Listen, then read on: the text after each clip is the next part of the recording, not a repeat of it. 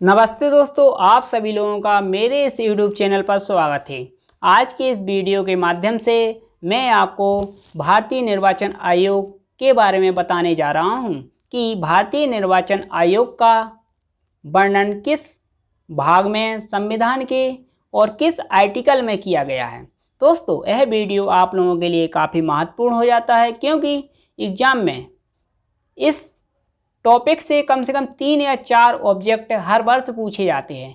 आप किसी भी कंपटीशन की तैयारी कर रहे हो तो यह वीडियो आप लोगों के लिए काफ़ी महत्वपूर्ण है। इस वर्ष भी दोस्तों इस वीडियो से कम 2 या 3 क्वेश्चन पूछे जाएंगे। भारत विश्व का सबसे बड़ा लोकतांत्रिक देश है, यानी कि जो अपना भारत देश है वह विश्व का सबसे बड़ा लोकतांत्रिक देश है। लोकतंत्र की सबसे बड़ी विशेषता होती है स्वतंत्र व निष्पक्ष निर्वाचन। दूसरा पॉइंट कहता है कि भारतीय संविधान के भाग 15 और अनुच्छेद 324 से 329 तक निर्वाचन व्यवस्था का वर्णन किया गया है। हमारे भारतीय संविधान के भाग 15 और अनुच्छेद 324 से 329 तक भारतीय निर्वाचन आयोग का वर्णन किया गया है। आर्टिकल 324 बात करता है भारतीय निर्वाचन आयोग के बारे में। आपसे दोस्तों एग्जाम में प्रश्न पूछा जाएगा कि जो भारतीय निर्वाचन आयोग है कैसा निकाय है। भारतीय निर्वाचन आयोग एक संवैधानिक निकाय है। संवैधानिक निकाय एक ऐसा निकाय होता है जिसका वर्णन भारतीय संविधान में किया गया है। संवैधानिक निकाय 2 प्रकार के होते हैं, एक तो स्वतंत्र निकाय और दूसरा होता है ऑटोनोमस निकाय। और इसकी सामान्य जानकारी कुछ देख लेते हैं भारतीय निर्वाचन आयोग की। इसकी प्रकृति कैसी है। इसकी प्रकृति संवैधानिक प्रकृति का है और ऑटोनोमस और स्वतंत्र आयोग है। इसका वर्णन भारतीय संविधान के भाग 15 और आर्टिकल 324 से 329 तक किया गया है। आर्टिकल 324 निर्वाचन आयोग के बारे में बात करता है। निर्वाचन आयोग की स्थापना 25 जनवरी 1950 को की गई थी। दोस्तों, इसमें आपको एक बात ध्यान रखना है, 25 जनवरी को ही प्रतिवर्ष राष्ट्रीय मतदाता दिवस मनाया जाता है। इसका मुख्यालय है नई दिल्ली, यानी कि निर्वाचन आयोग का जो मुख्यालय है वह नई दिल्ली में है। प्रथम मुख्य निर्वाचन आयुक्त कौन थे। प्रथम मुख्य निर्वाचन आयुक्त थे सुकुमार सेन। इसके बाद अगला, वर्तमान में मुख्य निर्वाचन आयुक्त कौन है। सुनील अरोड़ा वर्तमान में मुख्य निर्वाचन आयोग है। यह 23वें नंबर के मुख्य निर्वाचन आयोग है। आपसे एग्जाम में पूछा जाएगा कि सुनील अरोड़ा कितने नंबर के मुख्य निर्वाचन आयुक्त है। यह 23वें नंबर के है। दोस्तों, आपको इस बात को ध्यान रखना है। आपसे यही ऑब्जेक्ट पूछा जाएगा क्वेश्चन में, पेपर में अगर पूछा जाता है तो। प्रथम महिला मुख्य निर्वाचन आयुक्त कौन थी। BS रमा देवी। 1990 में इन्हें प्रथम महिला मुख्य निर्वाचन आयुक्त नियुक्त किया गया था। इसके बाद अगला, प्रथम चुनाव करवाए गए थे भारत में, यानी कि पहली बार भारत में कब चुनाव करवाए गए थे। 1951 से 52 तक पहली बार भारत में चुनाव हुए थे, 1951 और 52 में। इसके बाद दोस्तों यह तीसरा पॉइंट देखते हैं, निर्वाचन आयोग के कार्य कौन कौन से हैं।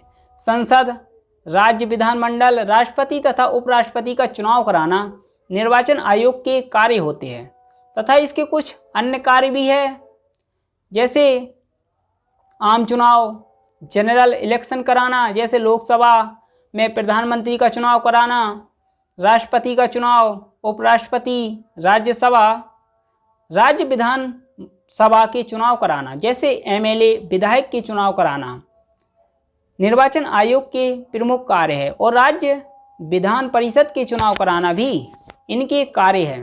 दोस्तों, आपसे लेकिन एग्जाम में पूछा जाएगा कि निर्वाचन आयोग कौन कौन से चुनाव नहीं करवा सकती है। यह जो लोकल बॉडी होती है, स्थानीय निकाय, उनके चुनाव निर्वाचन आयोग द्वारा नहीं करवाए जाते हैं, जैसे पंचायत के चुनाव, नगर पंचायत के चुनाव, इनका चुनाव राज्य निर्वाचन आयोग करवाती है। यानी कि स्टेट इलेक्शन कमीशन द्वारा इनका चुनाव करवाया जाता है। स्टेट इलेक्शन कमीशन का वर्णन भारतीय संविधान के अनुच्छेद 243 के से 243 ZA में किया गया है। इसके बाद इसके कुछ महत्वपूर्ण अनुच्छेद देख लेते हैं। भारतीय निर्वाचन आयोग यानी कि इलेक्शन कमीशन ऑफ इंडिया का वर्णन भारतीय संविधान के भाग 15 अनुच्छेद 324 से 329 तक किया गया है। निर्वाचन आयोग अधिनियम 1991 में आया, जिसमें भारतीय निर्वाचन आयोग के बारे में बताया गया है। इसके बाद भाग 15 अनुच्छेद 324 से 329 तक देखते हैं कि कौन से आर्टिकल में क्या बताया गया है। यह आर्टिकल काफ़ी महत्वपूर्ण हो जाते हैं दोस्तों, इन्हीं में से एग्जाम में क्वेश्चन भी पूछे जाते हैं। आर्टिकल 324 काफ़ी महत्वपूर्ण है, पूछा भी जा चुका है एक बार। निर्वाचन आयोग की स्थापना, संरचना, हटाने की प्रक्रिया आदि के बारे में बात करता है 324। इसके बाद आर्टिकल 325, जब निर्वाचक नामावली तैयार की जाएगी तो उसमें धर्म, मूल वंश, जाति, लिंग के आधार पर भेदभाव नहीं किया जाएगा। इसके बाद अगला आर्टिकल आता है आर्टिकल 326। इसे भी दोस्तों पूछा जा चुका है एक बार, इसलिए यह काफ़ी महत्वपूर्ण है। इस आर्टिकल में वयस्क मताधिकार की बात की गई है। इसमें संशोधन किया गया था सन 1988 में। 61वां संविधान संशोधन 1988 द्वारा जो मतदान करने की उम्र थी 21 वर्ष, उसे घटाकर 18 वर्ष कर दिया गया था। आर्टिकल 327, संसद की निर्वाचन के संबंध में कानून बनाने की शक्ति, यानी कि आर्टिकल 327 कहता है कि संसद को निर्वाचन के संबंध में कानून बनाने की शक्ति दी गई है। आर्टिकल 328, राज्य विधान मंडल को निर्वाचन के संबंध में कानून बनाने की शक्ति प्रदान की गई है। आर्टिकल 328 में राज्य के बारे में शक्ति है और आर्टिकल 327 में संसद को शक्ति प्रदान की गई है निर्वाचन के संबंध में कानून बनाने की। इसके बाद अगला आर्टिकल आता है आर्टिकल 329, निर्वाचन संबंधी मामलों में न्यायालय का हस्तक्षेप नहीं होगा। इसके बाद दोस्तों आर्टिकल 324 को बहुत ही विस्तार से पढ़ना है, क्योंकि इसमें 6 उपखंड यानी कि उदाहरण हैं जिनसे प्रश्न बन चुके हैं। आर्टिकल 324(1) निर्वाचन आयोग की स्थापना के बारे में बताया गया है और आर्टिकल 324(2) में निर्वाचन आयोग की संरचना के बारे में बताया गया है। आर्टिकल 324(3) मुख्य निर्वाचन आयुक्त आयोग का अध्यक्ष होगा, यानी कि 324(3) कहता है कि मुख्य निर्वाचन आयुक्त ही आयोग का अध्यक्ष होगा। इसके बाद अगला 324(4) राष्ट्रपति द्वारा प्रादेशिक आयुक्त की नियुक्ति की जाएगी। इसके बाद अगला 324(5) त्यागपत्र व हटाने की प्रक्रिया, यानी कि निर्वाचन आयुक्त को हटाने की प्रक्रिया के बारे में आर्टिकल 324 की उपधारा 5 में बताया गया है। यह त्यागपत्र देगा तो राष्ट्रपति को ही देगा निर्वाचन आयुक्त। इसके बाद 324(6) राष्ट्रपति राज्यपाल निर्वाचन आयोग को कर्मचारी उपलब्ध कराएंगे, यानी कि राष्ट्रपति और राज्यपाल निर्वाचन आयोग को अगर चुनाव करवाने के लिए अन्य लोगों की आवश्यकता है तो है राष्ट्रपति और राज्यपाल उनको कर्मचारी उपलब्ध कराएंगे। इसके बाद अगला, जब भारत का निर्वाचन आयोग बना तब 25 जनवरी 1950 से लेकर 16 अक्टूबर 1989 तक भारत का निर्वाचन आयोग एक सदस्यीय निकाय रहा। आपसे एग्जाम में पूछा जाएगा कि भारत का निर्वाचन आयोग कब एक सदस्यीय रहा। 1950 से 1989 तक भारत का जब निर्वाचन आयोग तैयार किया गया था। वह 1 सदस्यीय निर्वाचन आयोग था। इसके बाद अगला 16 अक्टूबर 1989 को निर्वाचन आयोग पहली बार बहुसदस्यीय निकाय बना। आपसे यह क्वेश्चन पूछा जाएगा कि कब निर्वाचन आयोग पहली बार बहुसदस्यीय निकाय बना? 16 अक्टूबर 1989 को। यह काफी महत्वपूर्ण है दोस्तों। बहुसदस्यीय निकाय पहली बार कब बना? निर्वाचन आयोग 1989 को। यानी कि इसमें एक मुख्य निर्वाचन आयुक्त होगा और 2 अन्य निर्वाचन आयुक्त होंगे। इसके बाद अगला 1990 में पुनः 1 सदस्यीय सदस्य बना। यानी कि फिर इसे निर्वाचन आयोग को 1 सदस्यीय बना दिया गया। 1990 में बना, लेकिन फिर एक बार फिर 1 अक्टूबर 1993 को इसे बहुसदस्यीय निकाय बना दिया गया। यानी कि 3 सदस्यीय निकाय। आपसे पूछा जाएगा एग्जाम में कि कब निर्वाचन आयोग को 3 सदस्यीय निकाय बनाया गया? 1993 में, 1 अक्टूबर 1993, जो अब तक चलता आ रहा है। यानी कि अब तक चला आ रहा है 1993 से यह बहुसदस्यीय निकाय चला आ रहा है। इसके बाद अगला निर्वाचन आयोग की संरचना अनुच्छेद 324(2) में की गई है। इसका पहला पॉइंट है मुख्य निर्वाचन आयुक्त तथा अन्य आयुक्त राष्ट्रपति द्वारा निर्धारित होंगे। यानी कि पहला पॉइंट कहता है कि जो मुख्य निर्वाचन आयुक्त है तथा जो अन्य 2 निर्वाचन आयुक्त है उनकी नियुक्ति राष्ट्रपति द्वारा ही की जाएगी। इसके बाद दूसरा, इनकी नियुक्ति राष्ट्रपति द्वारा आर्टिकल 324(2) में की जाएगी। इसके बाद अगला आता है तीसरा पॉइंट, काफ़ी महत्वपूर्ण है। राष्ट्रपति निर्वाचन आयोग की सलाह पर प्रादेशिक आयुक्त नियुक्त करेगा। आर्टिकल 324 के उपधारा 4 में बताया गया है। इसके बाद चौथा पूछा गया था सेवा शर्त और पदावधि 6 वर्ष या 65 वर्ष का निर्धारण। दोस्तों आपको इस पॉइंट को ध्यान रखना है, कंफ्यूजन करेगा कि भारतीय संविधान में कहीं भी निर्वाचन आयोग की सेवा शर्त के बारे में नहीं बताया गया है, किसी भी आर्टिकल में नहीं। लेकिन निर्वाचन आयुक्त अधिनियम जो 1991 बना था उसकी धारा 4 में निर्वाचन आयोग का कार्यकाल बताया गया है कि 6 वर्ष का होगा या 65 वर्ष निर्धारण किया गया है। और त्याग पत्र, निर्वाचन आयुक्त अपना त्याग पत्र राष्ट्रपति को देगा। यह आर्टिकल 324 के सब क्लॉज 5 में बताया गया है।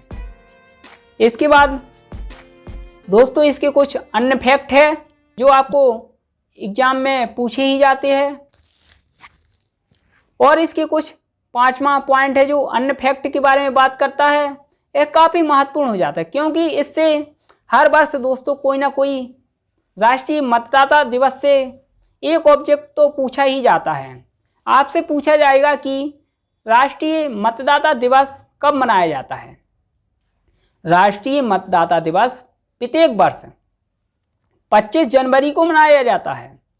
प्रथम बार मनाया गया था 2011 में। दोस्तों आपसे पूछा जाएगा एग्जाम में कि सन 2022 में राष्ट्रीय मतदाता दिवस की थीम क्या है? थीम पूछी जाएगी, काफ़ी महत्वपूर्ण है। आप अगर 2022 में कोई भी एग्जाम देते हो तो आपसे राष्ट्रीय मतदाता दिवस की थीम पूछी जाएगी। थीम है चुनावों को समावेशी, सुलभ और सहभागी बनाना। दोस्तों आपसे यह भी पूछा जा सकता है कि किस वर्ष में 12वां राष्ट्रीय मतदाता दिवस मनाया गया है? यानी कि 12वां राष्ट्रीय मतदाता दिवस मनाया गया है सन 2022 में। 12वें नंबर का राष्ट्रीय मतदाता दिवस मनाया गया है। इसे प्रथम बार 2011 में मनाया गया था। और आपसे 2021 की भी थीम पूछी जा सकती है। यानी कि राष्ट्रीय मतदाता दिवस सन 2021 की क्या थीम थी? राष्ट्रीय मतदाता दिवस 2021 की थीम सभी मतदाता बने सशक्त व जागरूक, इसकी थीम थी।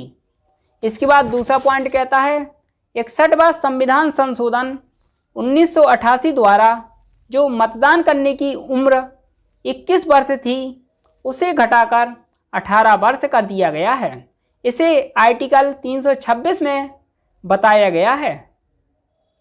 इसके बाद अगला पॉइंट दोस्तों काफ़ी महत्वपूर्ण है, इससे भी ऑब्जेक्ट बन चुके हैं। ईवीएम, ईवीएम का पूरा नाम होता है इलेक्ट्रॉनिक वोटिंग मशीन।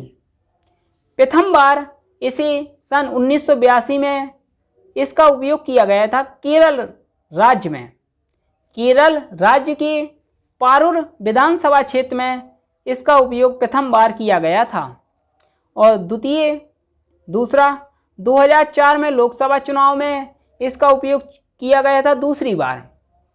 इसके बाद दोस्तों अगला आता है गया था वीवीपैट, यानी कि इसका फुल फॉर्म है voter verifiable paper audit trailer.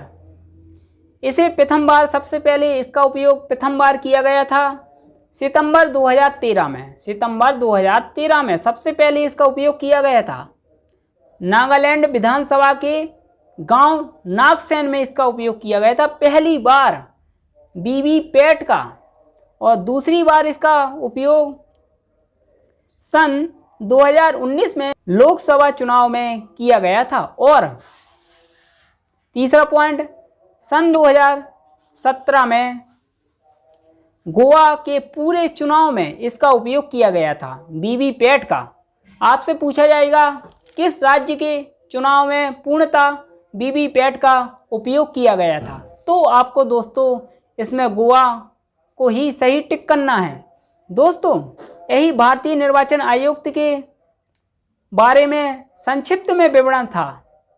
इसी से ही क्वेश्चन दोस्तों पूछे जाएंगे, एक भी क्वेश्चन इस वीडियो से बाहर नहीं जाएगा। जितने भी ऑब्जेक्ट बनेंगे इन्हीं आर्टिकल तथा इन्हीं फैक्ट से पूछे जाएंगे। इसलिए दोस्तों यह वीडियो आपको अच्छा लगा हो तो आप हमारे कमेंट बॉक्स में ज़रूर कमेंट कीजिए। आप हमें कमेंट करके बताइए वीडियो कैसा है। और इस वीडियो को दोस्तों अधिक से अधिक लोगों तक शेयर कीजिए और लाइक कीजिए और सब्सक्राइब कीजिए, जिससे दोस्तों मेरा मनोबल और बढ़ सके। मैं आप लोगों के लिए ऐसे ही वीडियो लाता रहूँगा। दोस्तों धन्यवाद। जय हिंद, जय भारत, वंदे मातरम।